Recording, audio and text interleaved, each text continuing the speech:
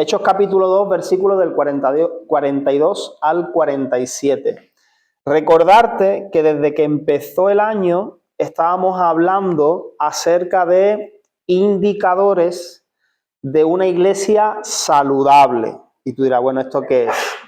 Indicadores de una iglesia saludable, pues basándonos precisamente ahí en ese texto, en Hechos capítulo 2, versículos del 42 al 47, donde lo que hace es pues describirnos, decirnos qué hacía esa iglesia cristiana que acababa de comenzar después de que Jesús había muerto, había resucitado, había subido a la diestra del Padre, y donde después del día de Pentecostés, donde el Espíritu Santo vino sobre los creyentes, pues los apóstoles, los discípulos de Jesús comenzaron a predicar el Evangelio, o sea, comenzaron a hacer lo que Jesús les había dicho que tenían que hacer, ¿vale? Con la ayuda del Espíritu Santo. Y ahí, pues en ese texto, en Hechos 2, del 42 al 47, pues nos habla de una serie de cosas que los discípulos hacían.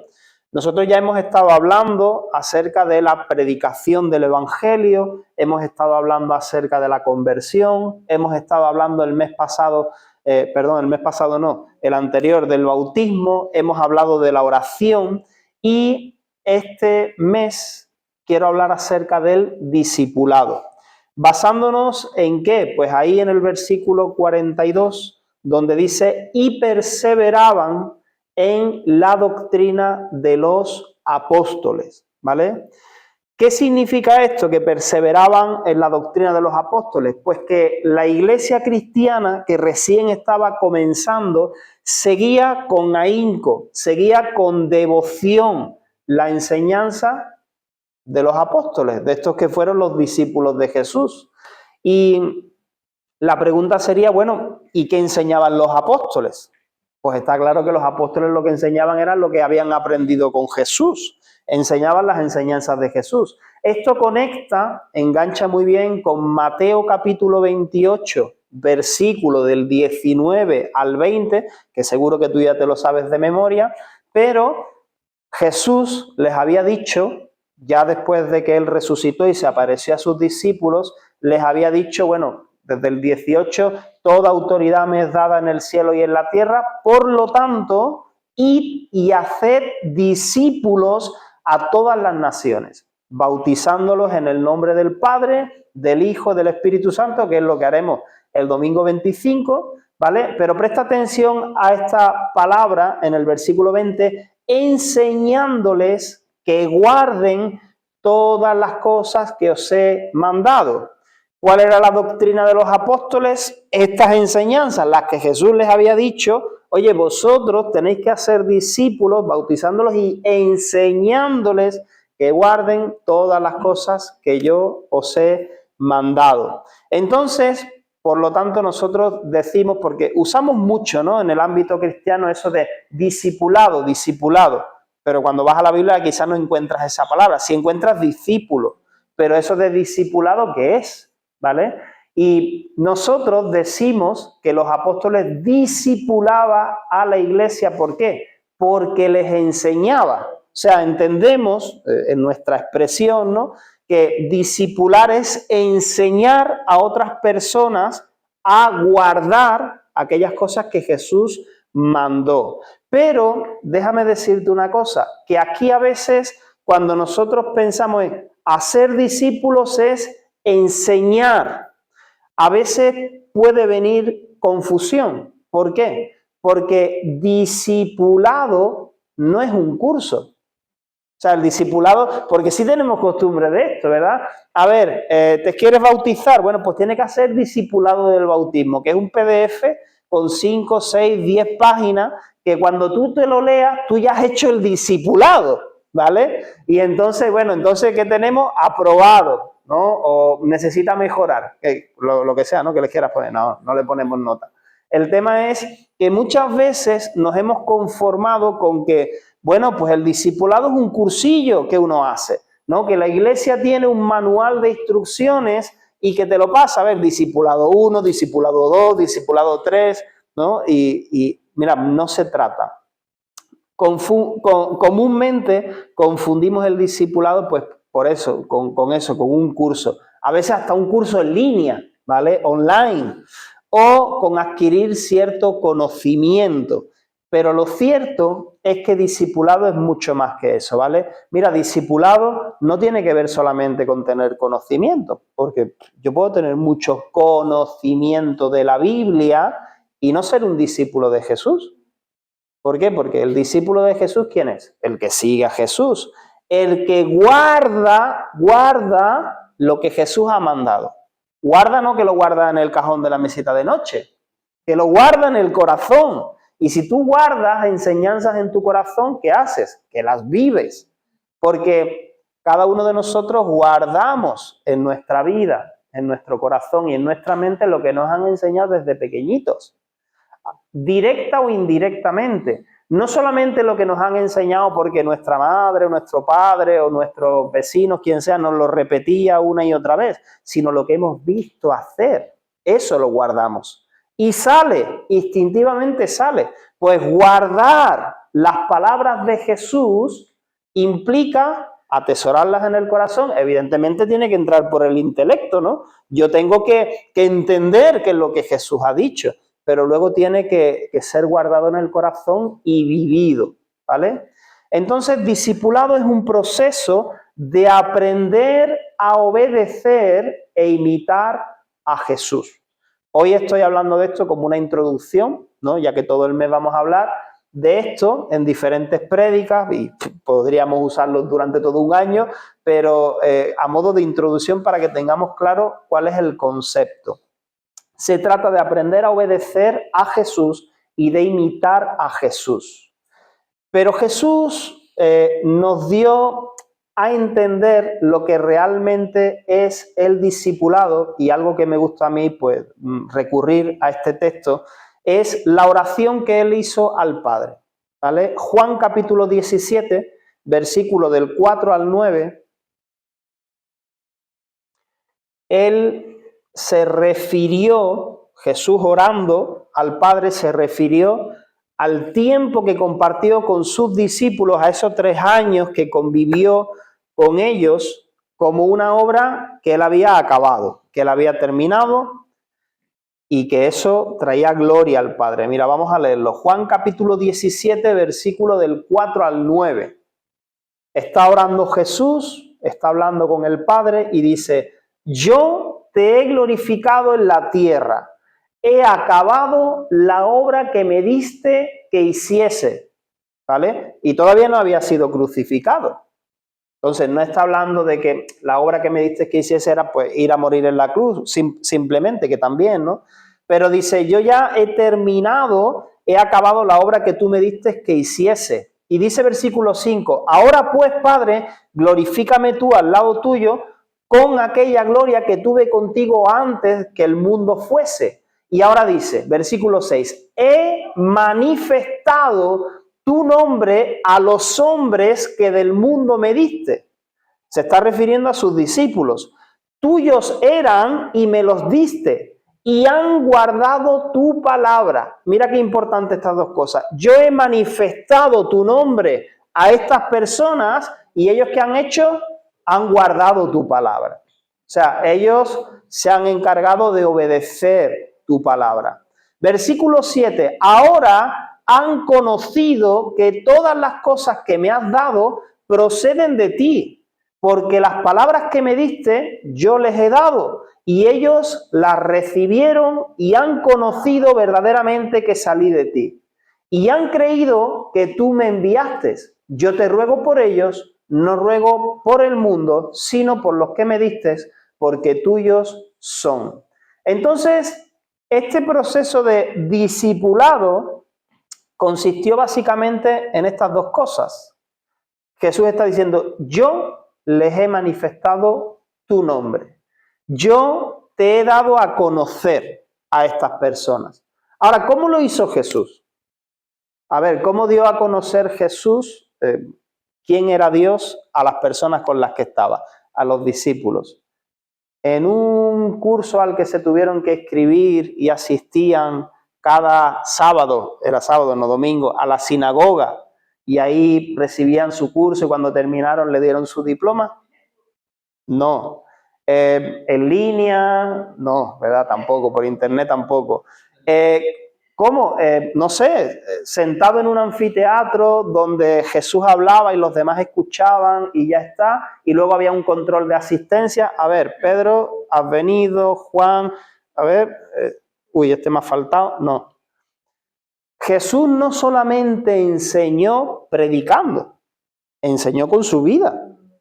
¿Entiendes? Los discípulos de Jesús caminaron con él, vieron cómo era Jesús, vieron cómo trataba a las demás personas, vieron qué le gustaba y qué no le gustaba, vieron que era agradable y que era desagradable a sus ojos. O sea, vieron cómo Jesús actuó ante presión y cuando incluso lo acusaron falsamente. Ellos vieron todo eso. Todo eso es discipulado. Y Jesús había manifestado, había dado a conocer Dios a las personas.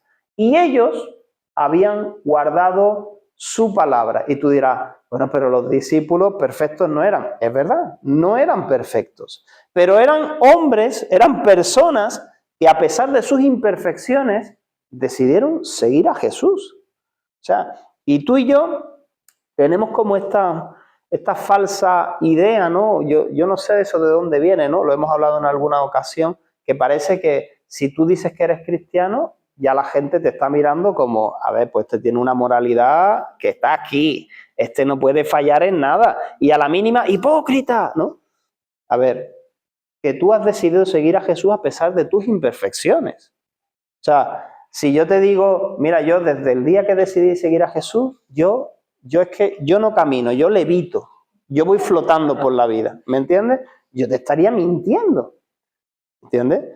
Que tienes problemas, que tienes luchas, las tienes, las vas a seguir teniendo, pero que has decidido a pesar de, y cuando metes la pata o cuando pecas, ¿qué has decidido hacer? Arreglarlo o solucionarlo a la manera de Jesús, no a la manera que se te antoja. Eso es seguir a Jesús. Eso es ser un discípulo, que evidentemente se espera que vaya viendo como un progreso, un crecimiento a lo largo de la vida, pero un progreso, ¿en qué sentido? ¿De más conocimiento? No, de parecernos más y más a Jesús, ¿me entiendes? Ese es el progreso que se espera. Entonces, por lo tanto, discipulado no se trata solamente de predicar o instruir, sino de enseñar a obedecer. Y eso implica un proceso donde, bueno, sí, en muchas de las ocasiones la enseñanza viene, pues eso, por una predicación, por un sermón, ¿vale? Por la proclamación de la palabra.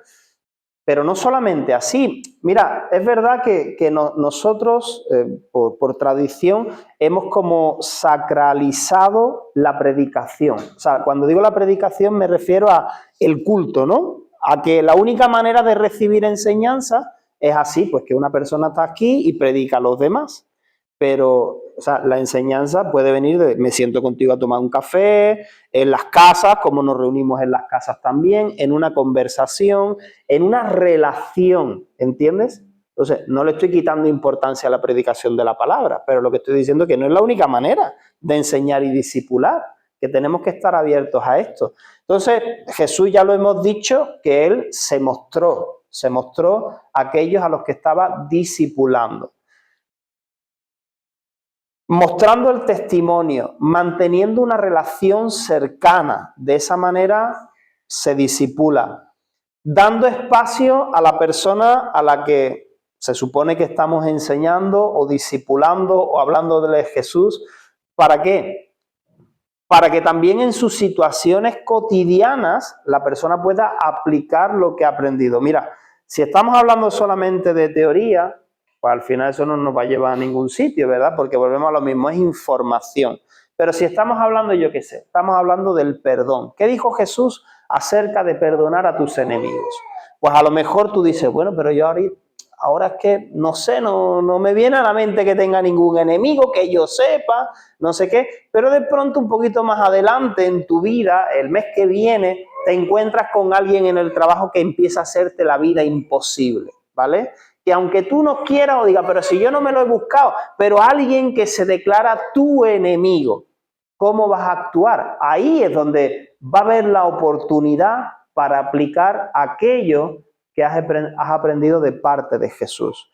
Por eso el discipulado no es, venga, información, y ya está, ya hemos cumplido. No, porque se va a necesitar espacio, se va a necesitar tiempo para poder aplicar aquello que estás recibiendo de parte de Dios. También habrá momentos donde se requiera corrección, donde se requiera, pues, sí, corregir, exhortar. Oye, mira, ¿te acuerdas que hemos estado hablando de esto, que Jesús dice esto? Pues aquí estoy viendo que esta manera en la que has actuado, pues quizá no es la más adecuada, ¿vale? Pero también, ¿sabes una cosa? El discipulado no es por imposición, o sea, yo no puedo venir a meterme en la vida de nadie si nadie me invita, ¿tú me entiendes? O sea, la relación de discípulo y discipulador, ¿no? Por decirlo de alguna manera, el que enseña y el que recibe, esa relación tiene que ser de mutuo acuerdo. O sea, que tú me digas, mira, David, yo quisiera que si tú ves algo en mí que no está muy adecuado, que no está correcto, que por favor me lo digas. Entonces yo te lo voy a decir, voy a intentar decirlo con amor, no de que... Pero si a lo mejor, imagínate que algún día, oye, hermano, hermana, he visto esto y no, y lo que haces es enfadarte, yo me callaré y no te diré nada, ¿verdad? ¿Por qué? Porque no se trata de imponer a otro lo que yo pienso, lo que yo creo, sino que tiene que haber esa relación de mutuo acuerdo y de confianza. Evidentemente, no se trata de que yo te imparta mis opiniones, ¿vale? Se trata de poder compartir con otros, oye, ¿qué es lo que dice la palabra de Dios? ¿Qué es lo que dice Jesús?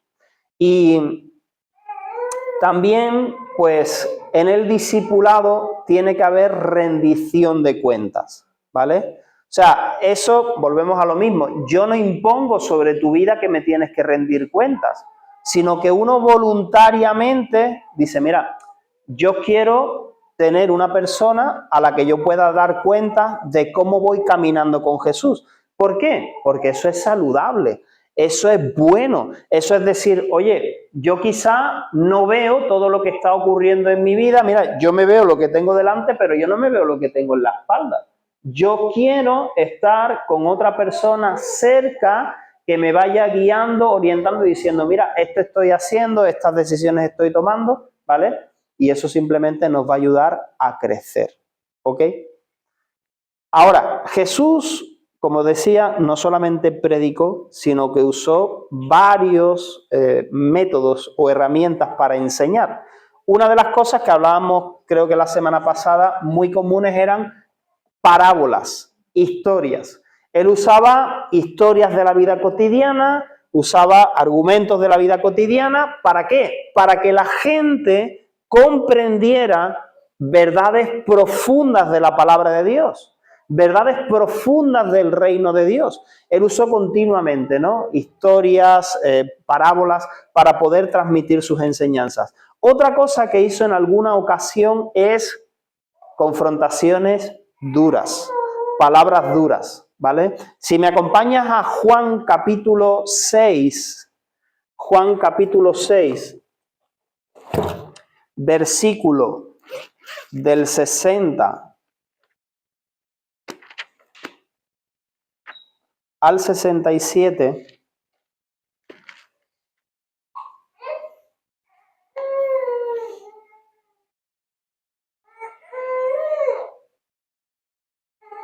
Jesús había estado hablando antes de estos versículos de, mira, el que no coma mi carne, beba mi sangre, no es digno de mí.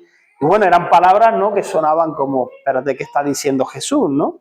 Y mira, ¿cuál fue la reacción? Él no se estaba refiriendo a comerse literalmente la carne, ¿no?, sino el que no hace suya, el que no integra como parte de su vida mi palabra, no es digno de mí, no puede seguirme. Y versículo 60 ahí en Juan capítulo 6 dice que al oírlas, muchos de sus discípulos dijeron, dura es esta palabra, ¿quién la puede oír?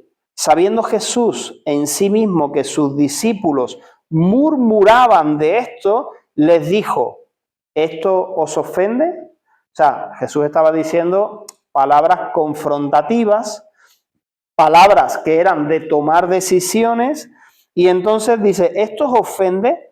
Pues que si viereis al Hijo del Hombre subir a donde estaba primero, el Espíritu es el que da vida, la carne para nada aprovecha. Las palabras que yo os he hablado son espíritu y son vida, pero hay algunos de vosotros que no creen. Ojo, está hablando a sus seguidores, está hablando a sus discípulos. Hay algunos de vosotros que no creen, porque Jesús sabía desde el principio quiénes eran los que no creían y quién le había de entregar. Y dijo, por eso os he dicho que ninguno puede venir a mí si no le fuere dado del Padre. Desde entonces, muchos de sus discípulos volvieron atrás y ya no andaban con él. Dijo entonces Jesús a los 12, a sus 12 apóstoles, ¿queréis acaso iros también vosotros? Entonces, aunque Jesús sabía quién le seguía genuinamente y quién no, él en alguna ocasión usaba estas palabras confrontativas que al final lo que hacía es purificar las intenciones de los que realmente estaban diciendo, yo quiero seguir a Jesús, ¿vale? Porque la opción estaba ahí. ¿Queréis ir vosotros también? No, nos vamos a quedar, Señor, ¿vale? Pero muchos que decían seguirle, dejaron de seguirle, ¿vale? Entonces, aún eso era una manera de enseñar y de discipular. Y luego también Jesús lo que usó es poner a las personas en toma de decisiones difíciles, ¿vale? Mateo capítulo 10, versículo del 37 al 39. Mateo capítulo 10, del 37 al 39.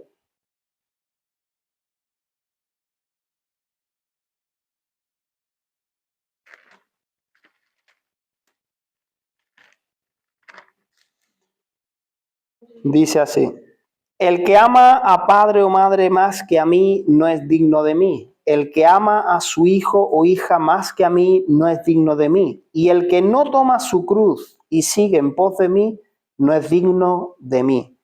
El que haya su vida la perderá y el que pierde su vida por causa de mí la hallará. Y nosotros leemos esto y decimos, wow, ¿no? O sea, el que ama a padre o madre más que a mí no es digno de mí, incluso a su hijo, y eso cómo es, Señor. Pero bueno, la literalidad no siempre nos ayuda, ¿no? No se trata de que si vas a seguir a Jesús tienes que odiar a tu padre, porque eso contradeciría el mandamiento de honra a tu padre y a tu madre, ¿no? No, no está hablando de eso. Está hablando de toma de decisiones, de que va a haber ocasiones donde nos vamos a ver confrontados en una situación de ¿hago lo que le agradaría a mi padre o a mi madre o lo que le agrada a Dios? Y estamos hablando de una contraposición de que, bueno, no siempre quizá lo que le agrada a mamá y a papá es lo que le agrada a Dios. ¿Te puedes encontrar en situaciones así? Pues sí, porque, o sea, honra a los padres siempre, respeta a tus padres, ¿vale? Respétalos. Pero habrá cosas que, por ejemplo, que mientas. Mira, di esto, esta mentira por mí, no sé. Mira, lo siento mucho. Yo quiero agradar a Jesús. O hijos o hijas, ¿vale? Entonces está hablando de una toma de decisiones que al final también nos enseña y nos pone a prueba de dónde está nuestra prioridad. Jesús llevó a cabo este proceso y podemos observar que era relacional. O sea, discipulado tiene que ser con relación, ¿vale? Tiene que haber una relación con las personas, querido.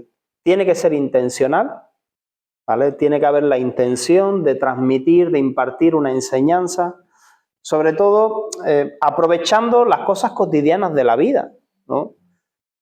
A mí me gusta aprovechar, pues, no sé, estoy enfrentando una situación, aprovecho para hablar con alguien a quien esté discipulando para decirle, mira, me veo en esta situación y estoy tomando esta decisión. o cuando la persona está pasando por una prueba, por una dificultad, o le está aconteciendo algo en su vida, aprovechar esa situación para discipular, ¿vale?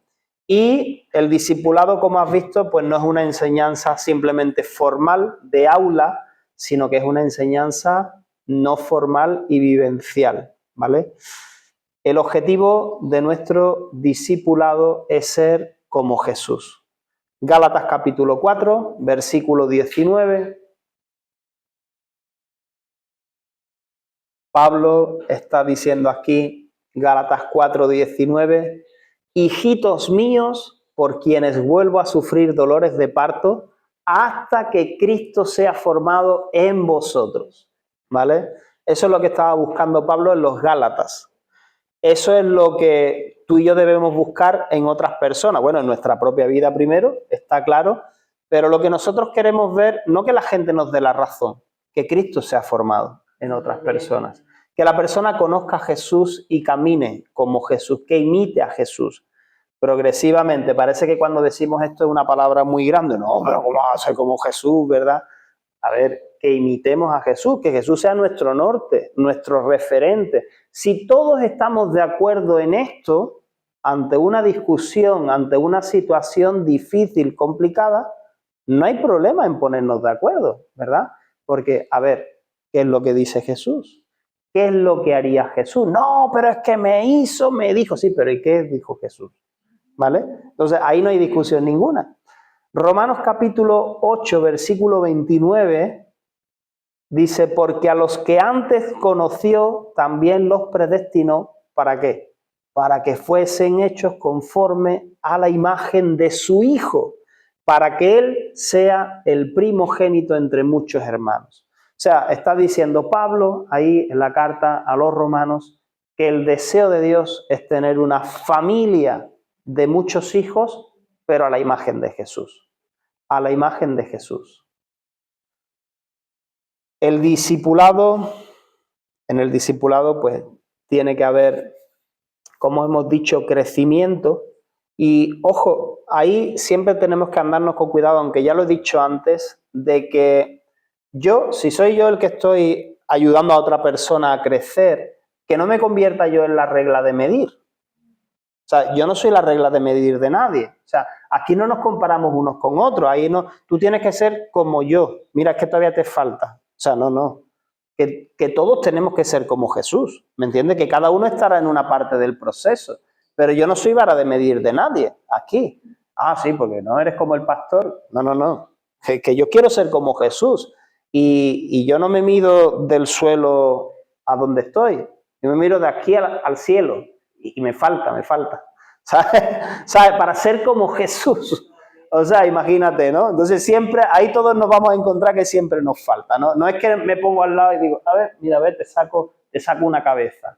No te saco nada, me falta, ¿vale?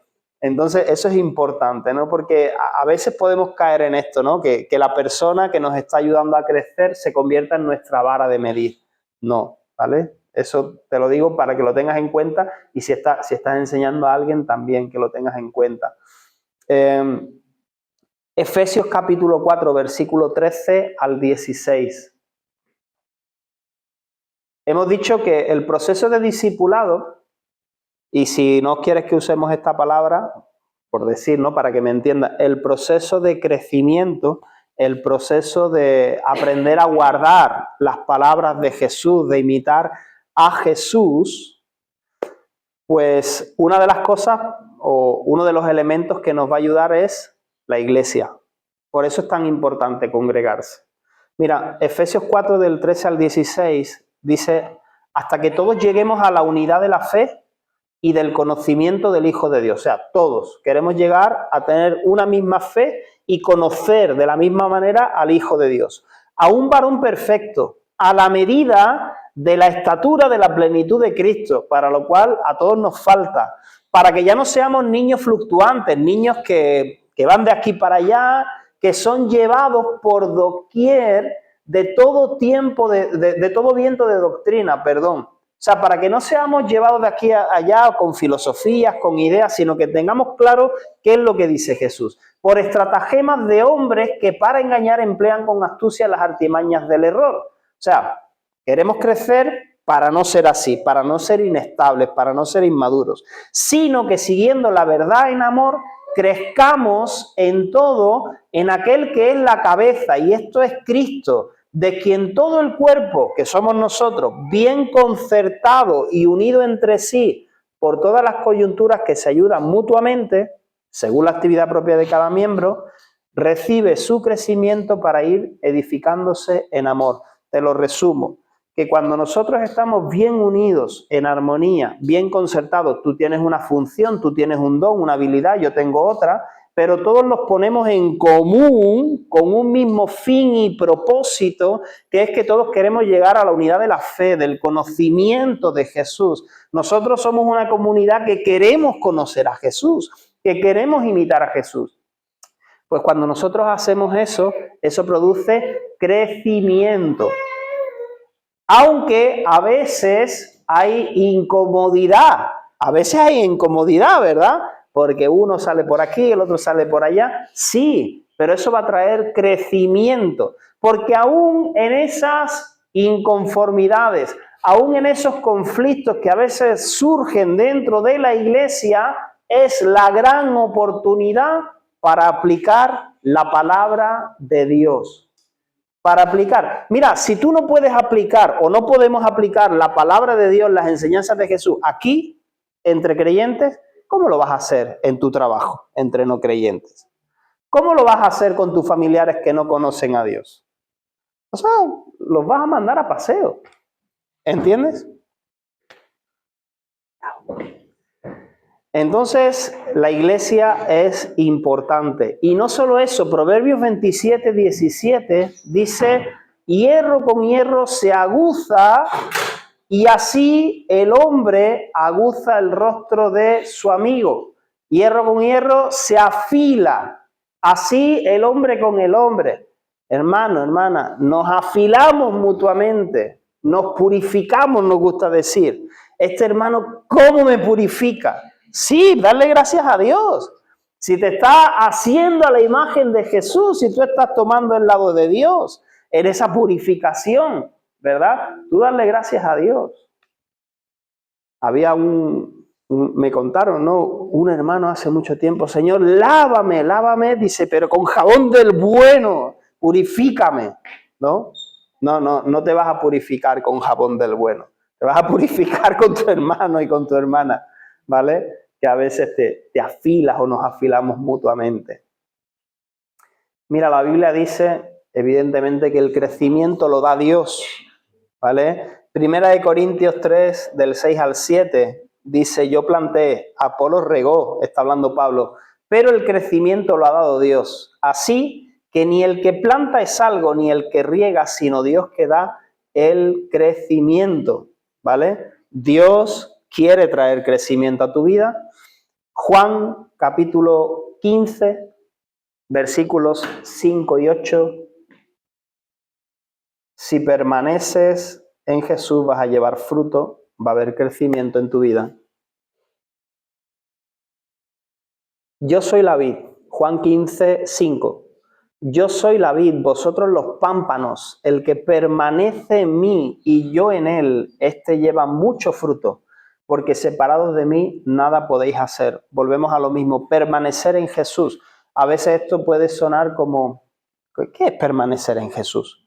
Permanece en su palabra, en lo que Él ha dicho. O sea, aplica lo que has recibido en tu corazón. Imita a Jesús, camina con Él. Eso es permanecer en Jesús. ¿Me entiendes? Cuando viene una situación, una circunstancia, aplica. ¿Qué haría Jesús? Decimos que por la fe Cristo habita en nuestros corazones, ¿verdad? Señor, tú que estás en mí, ¿qué harías tú? No, ¿qué haría yo? ¿Qué harías tú? ¿Vale? Eso es permanece en Jesús. Y dice también en el versículo 8, ahí mismo en Juan 15, en esto he glorificado a mi Padre, en que llevéis mucho fruto y seáis así mis discípulos. ¿Cómo llevamos fruto? Ese fruto que le agrada a Dios, imitando a Jesús, permaneciendo en Jesús.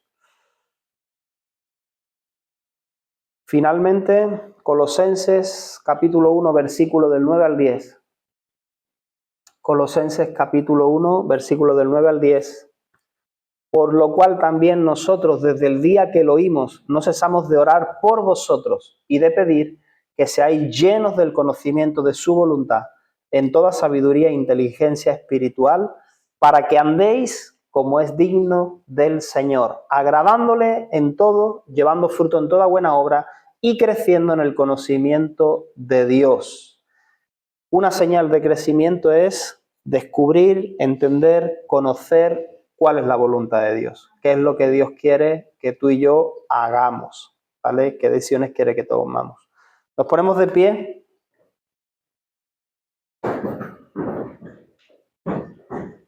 Querido, el discipulado no se trata de vigilancia continua para ver si cumples, ¿no? A ver si estás cumpliendo con la palabra de Dios. ¿Vale? Nosotros no somos detectives detectives de la santidad ajena, ¿no? A ver si vives en santidad o no vives en santidad.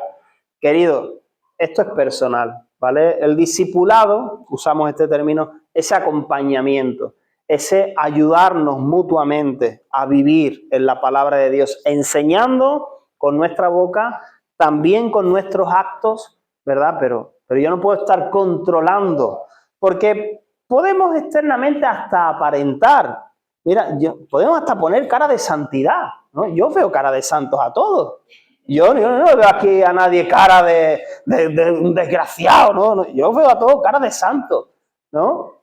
Pero yo qué sé, que es lo que tú tienes en tu corazón y en tu mente, ¿no? O sea, hacemos la foto, luego la miramos y decimos, qué lindo, ¿verdad? Qué bonito. Todos han salido bien. Bueno, mira, mi hija que a veces hace y lo hace queriendo para molestar, ¿no? No, todos salen bien, algunos con los ojos cerrados ahí, ¿no? Pero ¿qué hay en el corazón? Yo no lo sé. Y discipulado no se trata de controlar tu vida para ver qué estás haciendo. Es más, eso no funciona. Si hay una persona que tiene que estar controlándote para ver si vives en santidad, entonces no hemos entendido nada. No estamos imitando a Jesús, ¿vale? Entonces, yo espero que lo que tú recibes aquí, en las casas, en las relaciones que tenéis los unos con los otros, acerca de Dios, sea tu deseo más profundo de querer vivirlo y compartirlo con los demás. Amén. Así que te invito, te animo a ser discípulo de Jesús y te animo también a discipular, a acompañar a otros en ese proceso. Igual que te han ayudado a ti. Te habrán ayudado personas que ni están aquí, ¿no? Algunas personas a lo largo de tu vida te han ido ayudando en el camino y tú dices, esta persona me ayudó a ser más como Jesús, fue un ejemplo para mí. Ayuda tú también a otros. Amén. Padre, en el nombre de Jesús, Señor, muchas gracias. Gracias, Señor, por tu palabra.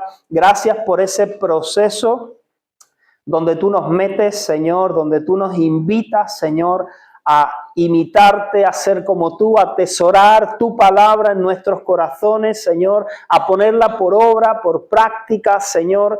Y Dios mío, donde también nos animas y nos invitas a compartirla con los demás. Oh Señor, qué privilegio poder acompañar a otras personas también en su crecimiento, Señor, a tu imagen y semejanza, Señor.